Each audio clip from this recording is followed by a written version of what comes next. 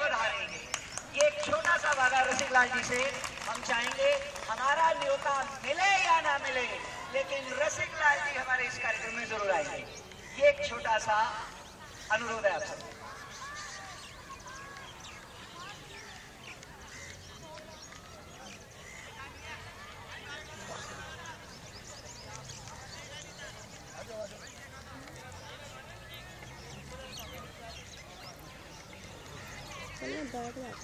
बैठते ही देखते हैं, बड़ा बुरा लगा है सब। कोई बात नहीं।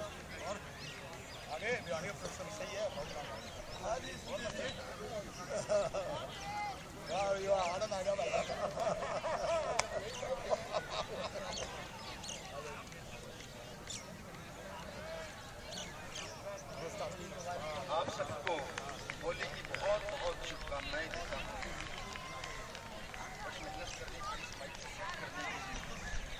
तो खुल गया भैया से, नहीं खुलता तो अपने पास जुगाड़ था। मैं अपनी गाड़ी में 2 ईंट साथ रखता हूँ, माइक के नीचे दे दो, कभी छोटा हो तो कभी के नीचे दे दो, माइक छोटा हो तो माइक के नीचे दे दो। भाई साहब कह रहे थे अभी कि माइक आपका है, मैंने कहा चलो पेमेंट नहीं मिलती तो माइक ही सही। कुछ तो मिला। अच्छा आपसे एक सवाल पूछता हूँ मैं, होली हम क्यों मनाते? होली क्यों मनाते?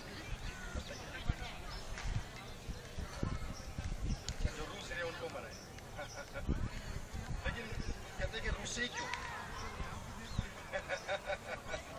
मैं बताता हूँ आपको होली क्यों मनाते।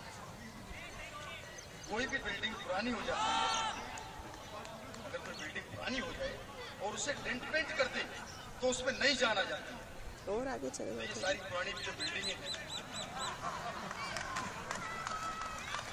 आप सब जब डेंट पेंट कर देते हो तो इसमें नई ऊर्जा आ जाती है साल भर के लिए, इसलिए हम होली मनाते हैं। इसलिए मैं आपको बहुत बहुत बधाई देता हूँ। और बाबा रामदेव कहते हैं कि अगर आप 3 मिनट रोज तालियां बजाओगे तो आपको जिंदगी में कभी हार्ट अटैक नहीं होगा। लेकिन मैं ये कहना चाहता हूँ, अगर आप रोज सुबह भारतीय योग संस्थान की क्लास में आओगे तो अटैक तो क्या, आपके शरीर में कोई भी रोग नहीं रहेगा।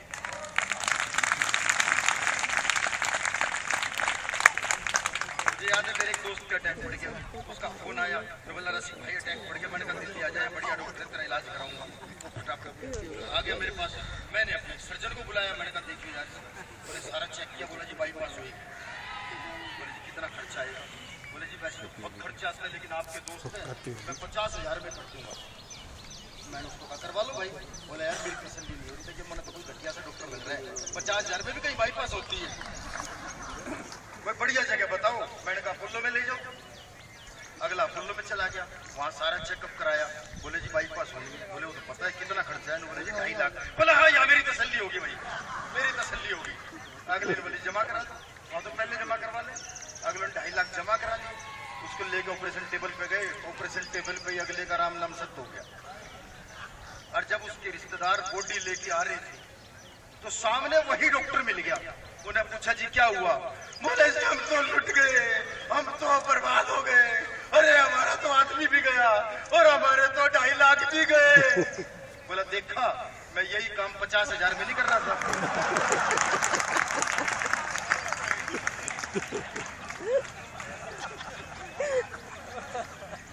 तो स्थिति ऐसी हुई है, जब आपको घर के कभी मिल जाएंगे जो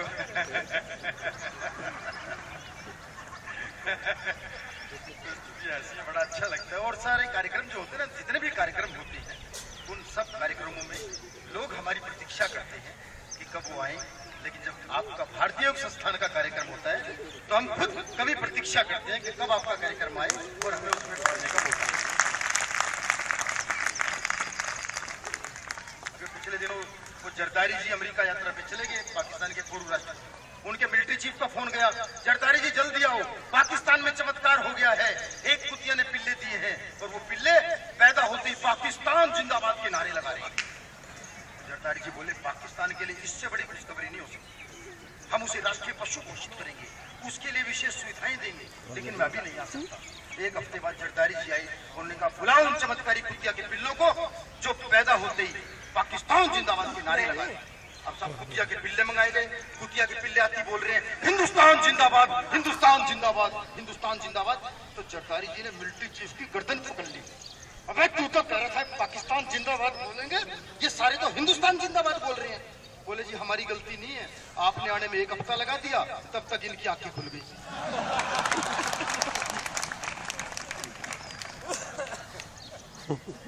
तो आंखें कब खुलनी है और कब मिचनी है वो ऊपर वाला जानता है, कोई नहीं जानता।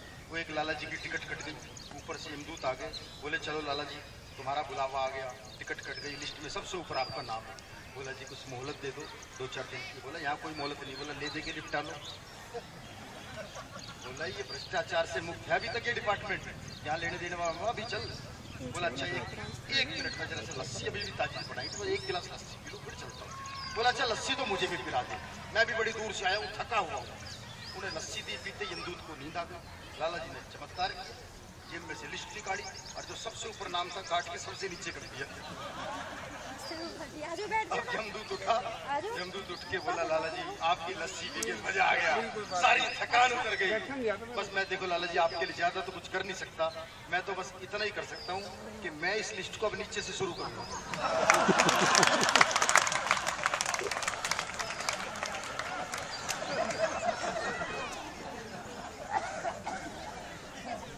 तो आप कितनी भी समझदारी कर दो, ऊपर वाला अपना वो करता है तो वहाँ सब समझदारी धरी रह जाती है। बिल्कुल हाँ कोई ऐसी बात है। अच्छा अब देखो, अब वो राहुल गांधी चले गए महात्मा गांधी जी की समाधि पे, बोले गांधी जी मुझे आशीर्वाद दो कि मैं मोदी को हराकर देश का युवा प्रधानमंत्री बन सकूं। गांधी जी बोले जाओ, तुम्हें आशीर्वाद दिया, तुम मोदी को हराओगे, मोदी की जमानत जब्त हो जाएगी, कांग्रेस को लोकसभा में 90% सीटें मिलेंगी और तुम 2014 से 2044 तक लगातार प्रधानमंत्री बनोगे। राहुल का दिमाग सटक गया, बोला गांधी जी क्यों मजाक कर रहे हो? बोला फिर शुरुआत तो तोड़े करी थी।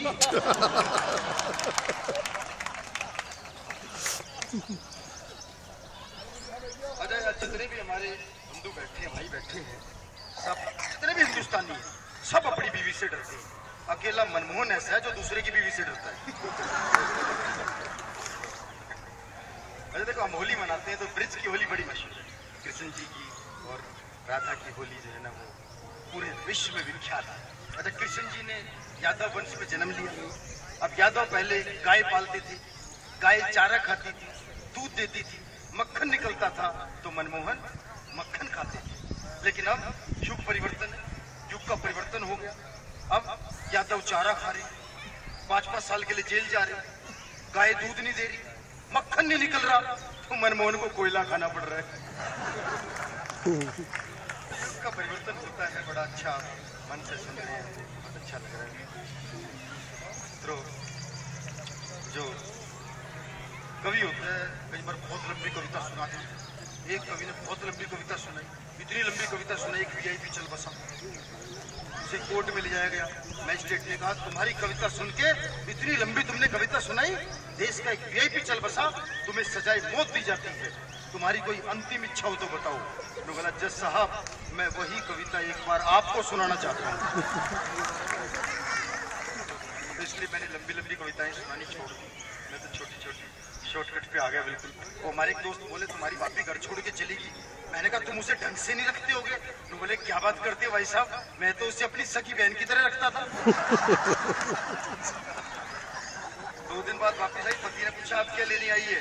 बोली वो नोकिया का पतली पिन का चार्जर भूल गई थी। पति देव जी पहुंच गए वकील के पास, बोला मुझे अपनी पत्नी से तलाक चाहिए।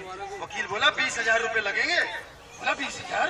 पंडित जी ने तो 500 में हमारा ब्याह करवा दिया था। बोला फिर सस्ते काम का नतीजा देख लिया। फिर मुझे थोड़े दिन बाद मिले, मैंने कहा क्या हुआ? बोले जी हमारा फैसला हो गया।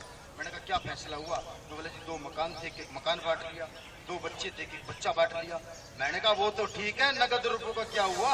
बोला जी वो तो वकीलों ने बांट लिए। वो जज साहब ने किसी को फांसी का ऑर्डर दिया, उसकी अंतिम इच्छा पूछी तुम आखिरी समय में किससे मिलना चाहते हो? बोला मैं अपनी घरवाली से मिलना चाहता हूँ। तो जज को बड़ा आश्चर्य हुआ। जज ने पूछा माँ बाप से नहीं? बोला माँ बाप तो अगला जन्म होते ही मिल जाएंगे, पत्नी के लिए तो 25 साल इंतजार करना पड़ेगा। दर्द देखिए। तो जज साहब ने दूध का दूध और पानी का पानी करके दिखा दिया और जेब कतरे पर 5,000 रुपए जुर्माना लगा दिया। जेब कतरा बोला, जज साहब अभी तो मेरे पास पैसे नहीं हैं जो मैं जुर्माना भर दूं, लेकिन अगर आप आधे घंटे की इजाजत दें तो अभी कोर्ट से इकट्ठे कर दूं। बड़ा अच्छा कार्यक्रम, यहाँ कोई सिक्योरिटी की जरूरत नहीं, सब मस्त है। जिन जगह कार्यक्रम होते हैं वहाँ सबसे पुलिस वाले डंडे लेके खड़े रहते हैं, तो वहाँ में बड़ा संकोच होता है, यार बाहर भी निकलना है, पता नहीं जाने देंगे कि नहीं। लेकिन यहाँ ऐसी कोई बात नहीं, तो पुलिस वाले क्या करते हैं, पहले चोर को पकड़ के लाएंगे, उसे कूटेंगे, बता तूने चोरी कैसे की, बता तूने चोरी कैसे की। वो कूटते कूटते सब बताता, मैंने ऐसे किया ऐसे किया ऐसे किया। फिर कूटे उसे, पता फिर करेगा, पता फिर करेगा। बोला जी अब तो बिल्कुल नहीं करूंगा, अब तो मैंने तरीका भी आपको बता दिया, अब तो आप ही करना, मुझे छोड़ दो। पुलिस वाले ऐसे होते हैं कि उठा के ले गए थाने में, रात को घूम रहा था, थाने ले गए तो हवलदार से बोला छोड़ तो दिए, लेकिन 2-4 डंडे मार के छोड़ियो, ना तो फिर हमारा गर्दी करता मिलेगा। तो हवलदार उसका हाथ पकड़ के ले गया बराबर वाले कमरे में, और वो काँप रहा, थर काँप रहा। बोले यार ये देखो निकाले, उन्हें 100 का नोट निकाला, तो हवलदार ने तुरंत 100 का नोट पकड़ा, जेब में डाला। बोला ऐसा कर, थानेदार ने कहा 2-4 डंडे मार के छोड़, जमीन पे दे के मारूंगा और तेरे को बस किलकारी मारनी, हाय मर गया किलकारी तेरे को मारनी है, डंडा में जमीन पे मारूंगा, नहीं पड़ेगा। अगला तो 100 का नोट और निकाला, मैं बोला लो हवलदार साहब किलकारी भी आप ही मार लियो, मैं तो चलूंगा। अच्छा, लोगों ने पुलिस का यकीन करना ही छोड़ दिया था। वो पुलिस वाला आधी रात को गया, बहन जी दरवाजा खोलो, बहन जी दरवाजा खोलो, तुम्हारे पति ट्रक के नीचे आके पापड़ बन गए हैं। बोली फिर दरवाजा क्यों खुलवा रहा है, नीचे से ही सरका दी। शिव शंकर गुप्ता साधक जी बैठे हैं, हमारे कवि मित्र, बड़ा योग संस्थान में आपका योगदान रहा है और अनेक मंचों पर हमारे साथ काव्य पाठ का अवसर मिला है आपको। बहुत बढ़िया कवि हैं आप, मैं चाहता हूँ जरूर आप शिव शंकर गुप्ता साधक जी को भी सुने अनेक मंचों पर।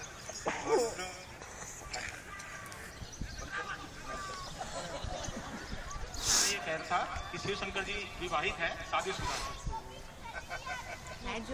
इसका जी बैठ रहे हैं। मैं तो उनका पढ़े तो सामने लक्ष्य लेके आगे था, मैंने कहा भाई साहब आपको तो बंद कर दो। तो बोले भाई साहब आप तो पढ़ो, मैं तो उसे ढूंढ रहा हूँ जिसने बुलाया है। तो मुझे तो देखो जी गोपाल गुप्ता जी हमारे मित्र हैं, इन्होंने बुलाया है, केडिया जी ने बुलाया है। तो अच्छा हो तो मेरे भाग्य में, नहीं तो केडिया जी तो आपके अपने हैं, उनसे निपट लेना।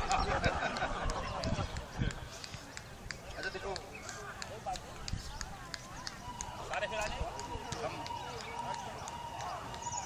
पता लग गया पुलिस वालों को। अच्छा वहाँ भी मुझे क्या पता था, अपने एक माइक